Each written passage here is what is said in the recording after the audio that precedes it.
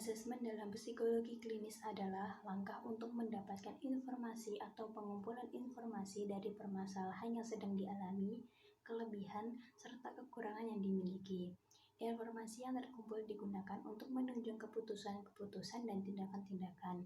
Melalui asesmen, dapat mampu menentukan kekuatan, kelemahan, dan keparahan permasalahan psikologis klien.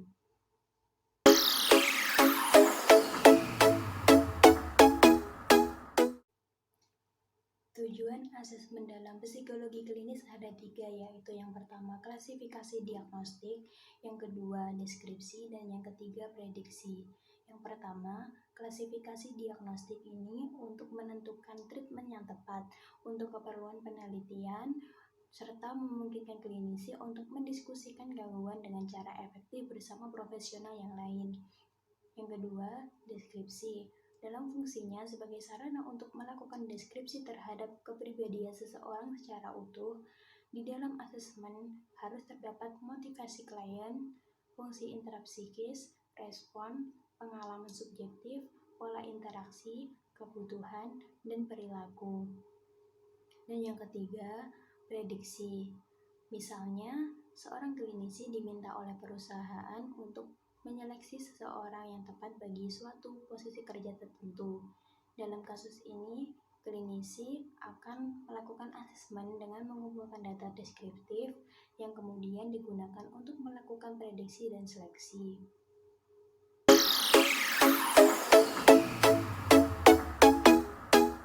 Di sini saya akan menjelaskan tentang sasaran asesmen. Asesmen klinis bersasaran yang pertama memperoleh gambaran tentang disfungsi individu, tentang abnormalitas pikiran, perasaan, maupun tindakan seseorang. Lalu yang kedua, memperoleh gambaran tentang kemampuan dan keterampilan subjek. Lalu yang ketiga, mendapatkan deskripsi kepribadian subjek.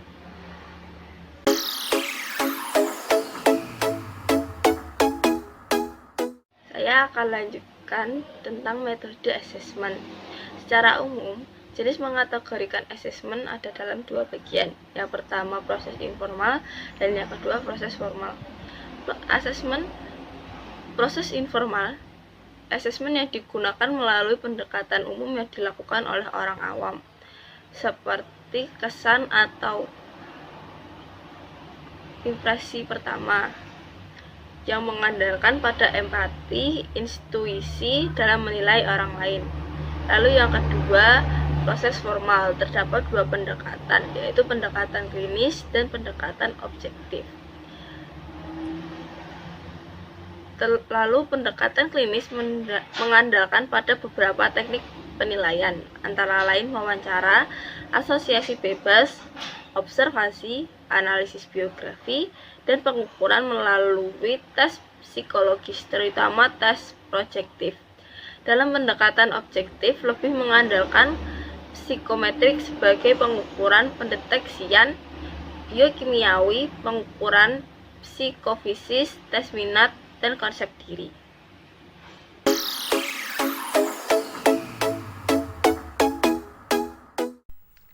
Selanjutnya, proses asesmen psikologi klinis.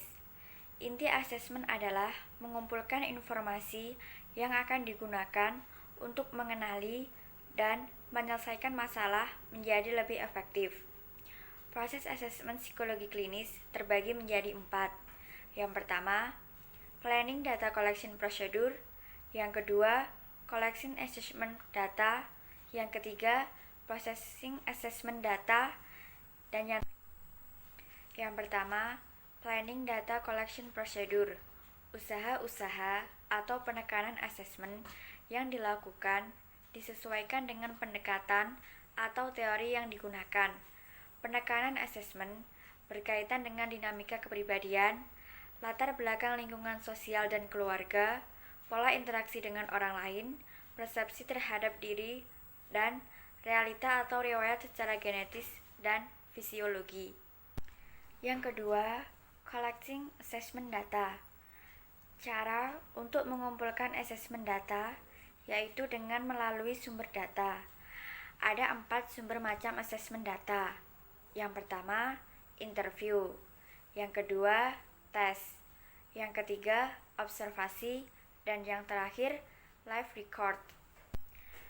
Yang ketiga, processing assessment data. Setelah data terkumpul, langkah selanjutnya dalam assessment adalah menentukan arti dari kata tersebut. Jika informasi tersebut sekiranya berguna dalam pencapaian tujuan assessment, maka informasi itu akan dipindahkan dari data kasar menjadi format interpretatif. Langkah tersebut biasanya disebut pemrosesan data assessment atau clinical judgment. Dan yang terakhir adalah communication assessment data. Hasil dari assessment biasanya akan ditulis menjadi sebuah laporan assessment.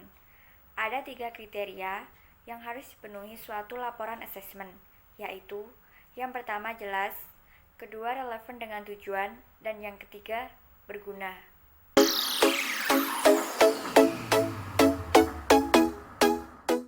Selanjutnya, berbagai jenis assessment dalam psikologi klinis.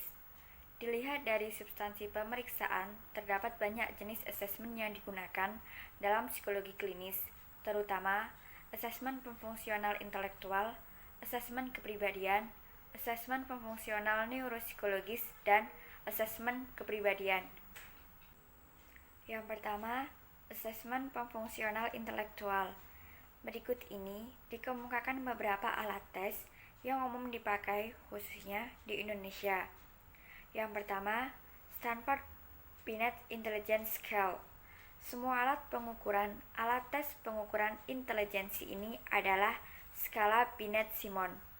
Alat ini terdiri dari 30 soal pertanyaan yang dimulai dari yang paling mudah hingga yang paling sulit, dan yang mengukur kemampuan sensori dan perseptual, seperti juga keterampilan verbal. Yang kedua, Wechsler Adult Intelligence Scale memiliki 6 subtes yang terkombinasikan dalam bentuk skala pengukuran keterampilan verbal dan 5 subtes membentuk skala pengukuran keterampilan tindakan. Asesmen kepribadian. Asesmen kepribadian merupakan istilah yang umum dalam upaya untuk menemukan pola perilaku dan pola perilaku atau penyesuaian diri seseorang secara khas terhadap lingkungannya. Yang ketiga, asesmen fungsional neuropsikologi. Asesmen neuropsikologis melibatkan pengukuran tanda-tanda perilaku yang mencerminkan kesehatan atau kekurangan dalam fungsi otak.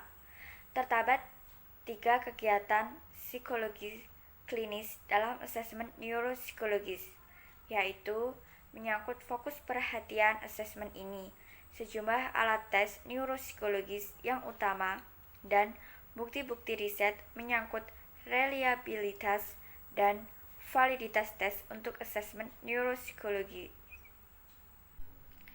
Dan yang terakhir, asesmen perilaku.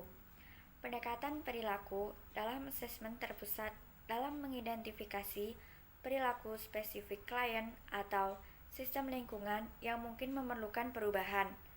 Landasan penggunaan asesmen perilaku adalah perspektif perilaku, di mana pemfungsian manusia dilihat sebagai produk dari interaksi yang terus-menerus antara pribadi dan situasi.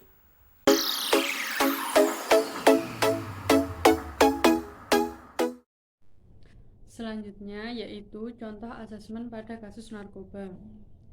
Narkotika dan obat-obatan atau yang biasa dikenal dengan nama narkoba merupakan zat atau obat yang bersifat alamiah sintesis maupun semi-sintesis yang menimbulkan efek penurunan kesadaran, halusinasi, serta daya rangsang. Obat-obat tersebut dapat menimbulkan kecanduan jika pemakaiannya berlebihan. Pemanfaatan dari zat-zat itu dapat digunakan sebagai obat penghilang nyeri serta memberikan ketenangan. Penyalahgunaannya bisa terkenai sanksi hukum. Analisis kasus sesuai dengan contoh tersebut. Yang pertama yaitu asesmen awal. Asesmen awal yaitu asesmen yang dilakukan pada saat klien berada pada tahap awal rehabilitasi. Umumnya dilakukan pada 2-4 minggu pertama. Asesmen awal umumnya dapat diselesaikan dalam 2-3 pertemuan. Pada beberapa pasien dengan kondisi yang baik dan sikap yang kooperatif, asesmen bahkan dapat diselesaikan dalam sekali pertemuan saja. Yang kedua yaitu asesmen lanjutan. Asesmen bagi klien tidak hanya dilakukan pada saat masuk program terapi rehabilitasi, namun perlu diulang pada kurun waktu selama dia berada dalam program dan ketika yang bersangkutan selesai mengikuti program. Hal ini bertujuan untuk yang pertama melihat kemajuan yang terjadi pada diri klien. Yang kedua, mengkaji isu-isu terkini yang menjadi masalah bagi klien dan informasi baru yang diperoleh selama klien menjalani proses terapi.